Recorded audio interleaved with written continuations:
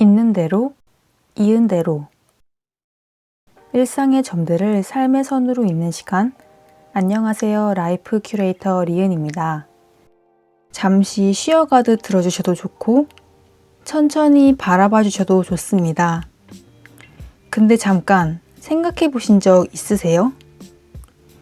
우리가 카페에서 그렇게 오래 버티는 이유가 뭔지. 형광등 불빛 아래서 온종일 긴장하며 보낸 날, 우리는 왜 홀린 듯 낮은 조명의 카페 구석으로 숨어들까요? 커피가 맛있어서? 분위기가 좋아서? 맞아요. 맞는데 그게 전부일까요?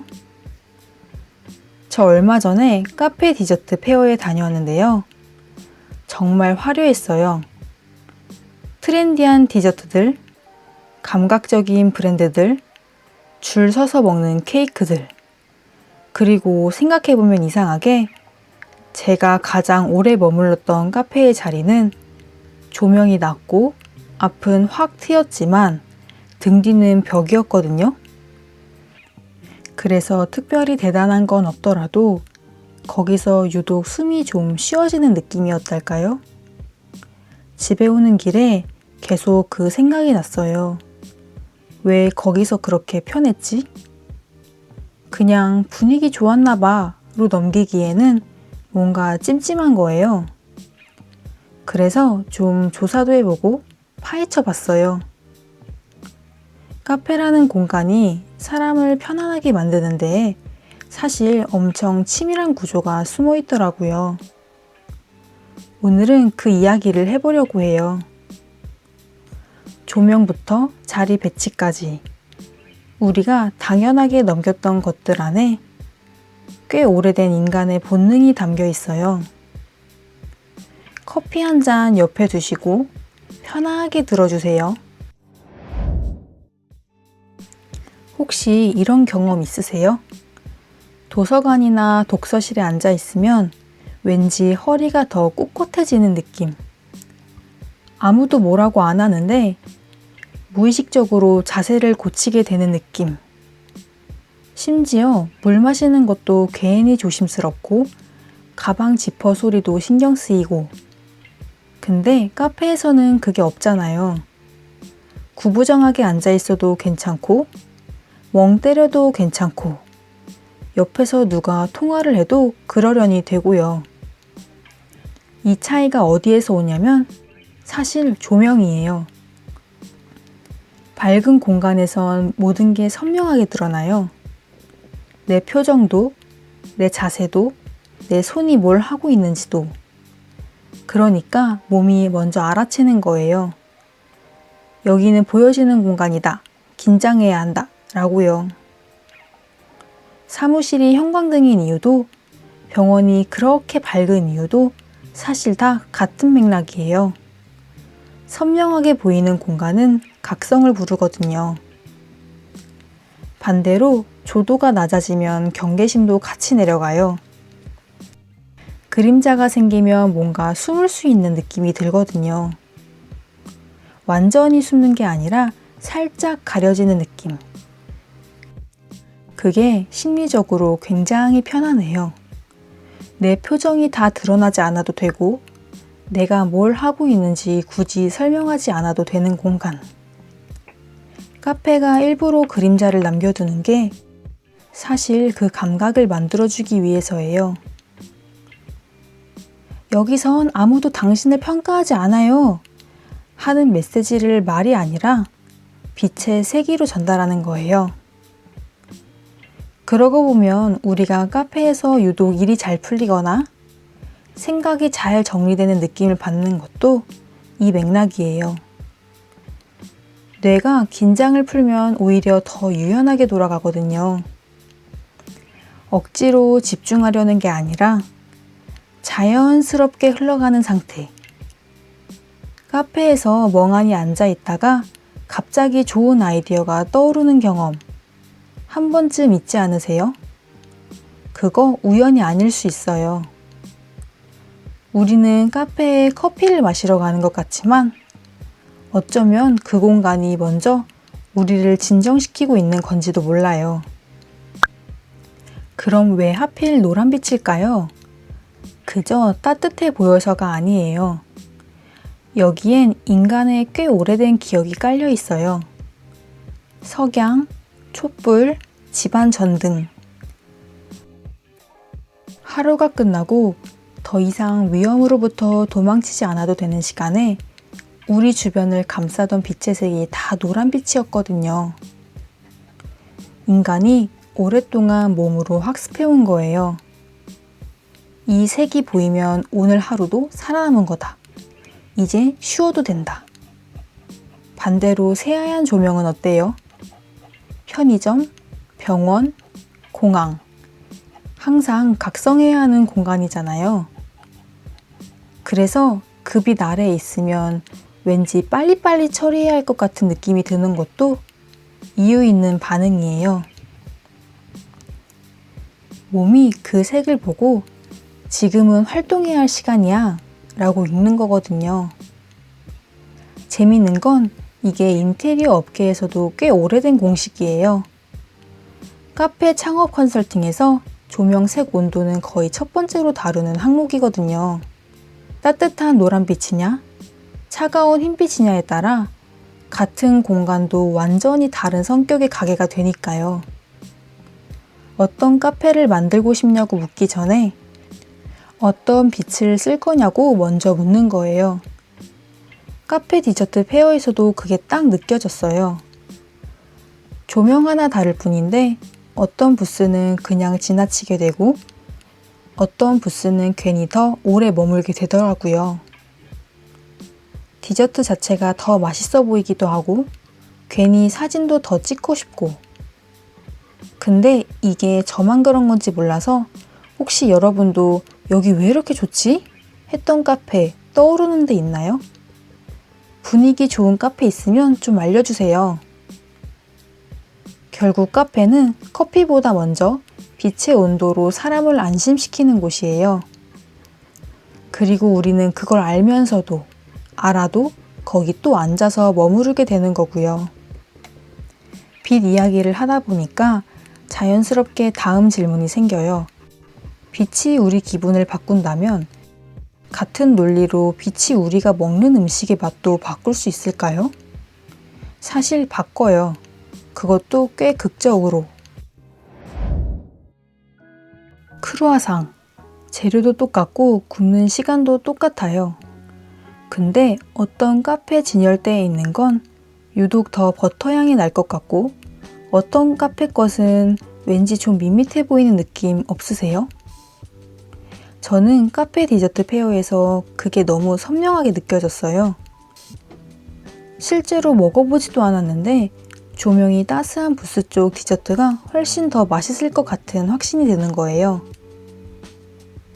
다른 지나가시던 참관객들도 똑같이 여기 거 왜 더 맛있어 보이지? 하더라고요.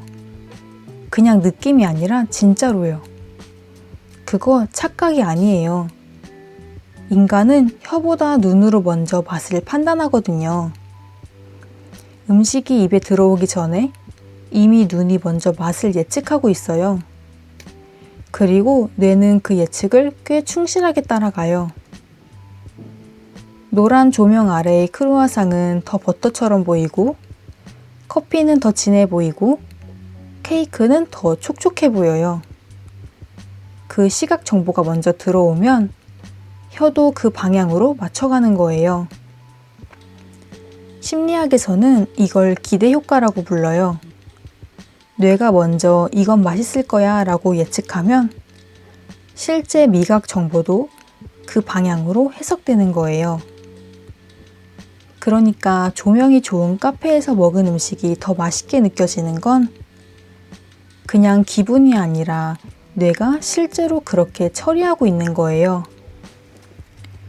그래서 카페 음식 사진을 찍으면 집에서 찍은 것보다 훨씬 맛있어 보이는 것도 다 이유가 있어요. 조명이 다른 거예요. 그리고 그 사진을 보는 사람도 이미 기대를 품게 되는 거고요. 조명 하나가 만들어내는 연쇄 반응이 꽤 길어요. 카페의 디저트는 레시피만이 아니라 빛까지 함께 설계된 결과물인 거죠. 즉, 우리가 경험하는 건 크루아상뿐만이 아니라 그 크루아상을 감싸고 있는 조명까지 포함한 전체인 거예요. 근데 생각해보면 이상하지 않아요? 비싼 식당일수록, 고급 호텔 라운지일수록 오히려 더 어두운 경우가 많잖아요. 밝아야 더 잘 보이고 더 잘 보여야 더 좋아 보이는 거 아닌가 싶은데 실제로는 반대예요. 조명이 어두워지면 사람들의 행동이 달라지거든요. 목소리가 자연스럽게 낮아지고 움직임이 천천히 바뀌어요. 공간 전체의 속도가 줄어들면서 분위기가 조용히 고급스러워지는 거예요. 아무것도 바꾸지 않아도요. 사람이 분위기를 만드는 게 아니라 조명이 사람을 바꾸는 거죠. 명품 매장도 마찬가지예요. 명품 매장에 들어가 보면 혹은 밖에서 보기만 해도 생각보다 많이 어둡잖아요. 상품의 핀 조명은 강하게 쏘지만 전체적인 공간은 어두워요. 이건 상품보다 분위기를 먼저 파는 거예요. 여기 들어온 순간부터 당신은 이미 특별한 공간에 있어요. 라는 메시지를 빛으로 전달하는 거죠. 이게 카페로 오면 더 흥미로워요. 요즘 감도 높다는 카페들 다 어둡잖아요. 자연광 가득한 브런치 카페랑 조명 낮은 스페셜티 카페는 같은 커피를 팔아도 전혀 다른 경험을 팔고 있는 거예요. 전자는 활기, 후자는 깊이. 그 차이를 만드는 게 결국 빛이에요. 인테리어를 다 바꾸지 않아도 조명 하나만 바꿔도 공간의 느낌이 완전히 달라지니까요. 공간의 격을 올리는 가장 저렴하고 효과적인 방법이 사실 조명이에요. 그리고 우리는 매번 그 설계에 기분 좋게 넘어가고 있는 거고요. 여기까지 오면 한 가지 패턴이 보이지 않아요? 조명이 경계심을 낮추고, 조명이 맛을 바꾸고, 조명이 공간의 격을 만들어요. 근데 이 모든 게 사실 하나의 방향을 가리키거든요. 카페가 사람을 붙잡아 두는 건 단지 감각을 자극하는 게 아니에요. 인간이 가진 가장 오래된 심리적 욕구를 건드리는 거예요. 혼자 있고 싶은데 완전히 혼자이고 싶지는 않은 그 복잡한 마음 있잖아요. 카페가 그걸 정확히 알고 있어요. 조명이라는 작은 점 하나가 우리 맛과 기분, 그리고 안정감이라는 선으로 이어지는 과정, 흥미롭지 않나요? 집에 혼자 있는 것보다 카페 구석자리에 혼자 앉아 있는 게 왠지 덜 외롭게 느껴진 적 있으세요? 저는 가끔 그래요. 특히 좀 지치거나 기분이 복잡할 때 집에 있으면 그 기분이 더 증폭되는 느낌이 들거든요. 적막함이 오히려 생각을 더 많게 만드는 것 같달까요?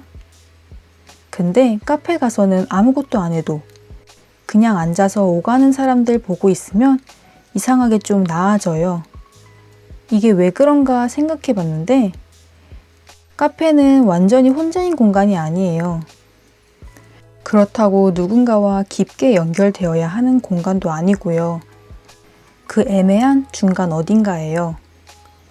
옆 테이블 사람이 키보드 두드리는 소리, 바리스타가 음료 만드는 소리, 멀리서 들리는 누군가의 대화 소리. 그게 배경처럼 깔리면 혼자여도 어딘가에 연결되어 있는 느낌이 생겨요. 연결되려고 노력하지 않아도 되는 그냥 같은 공간에 숨쉬고 있다는 감각만으로도 충분한 위안이 되는 거죠. 사회학자 레이 올든버그는 이 지점을 제3의 공간이라고 정의했어요. 집이 제1의 공간, 직장이 제2의 공간이라면 그 사이 어딘가에 사람이 가장 편안하게 존재할 수 있는 공간이 필요하다는 거예요.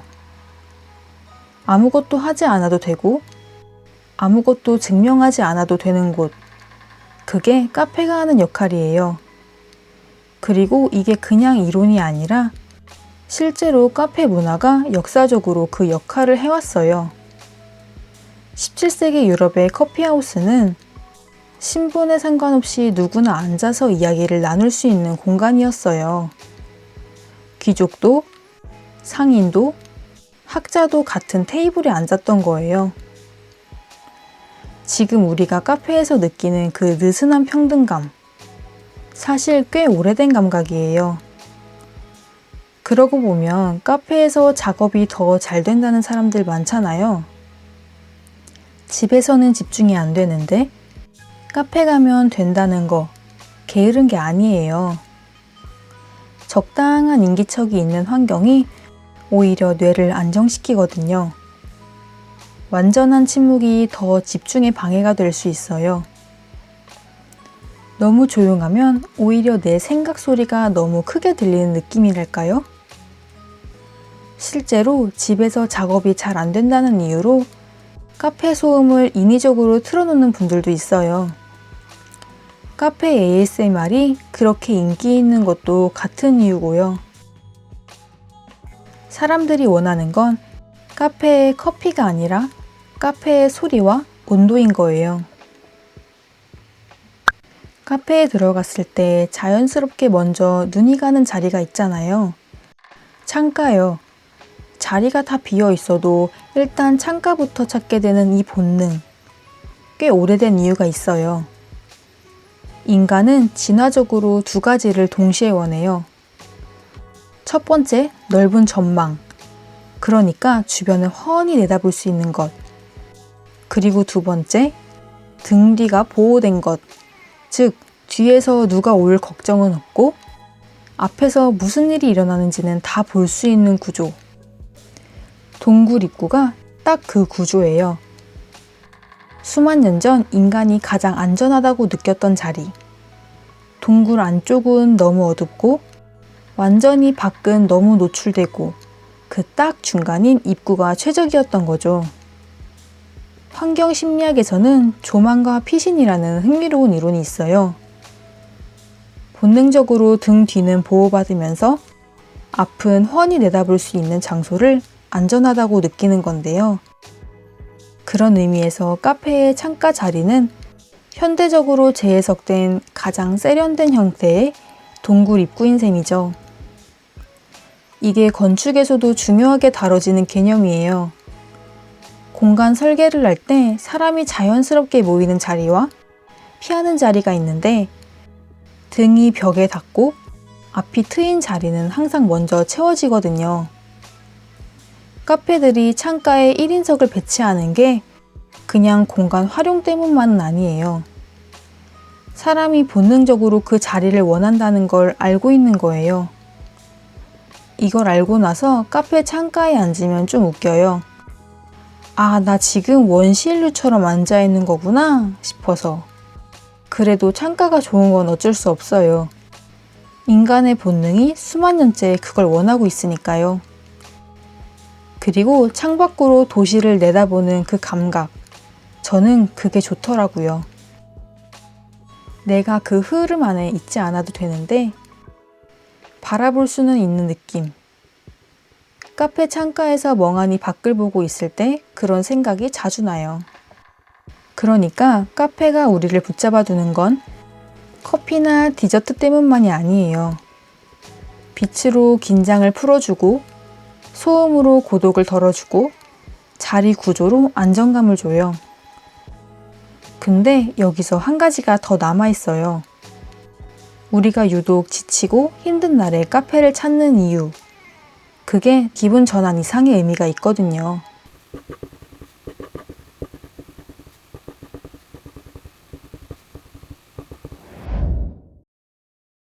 유독 지치는 날 있잖아요.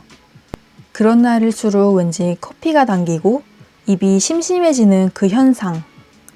저도 그래요. 뭔가 잘 안 풀리는 날, 마감이 빡빡한 날, 아무것도 하기 싫은 날.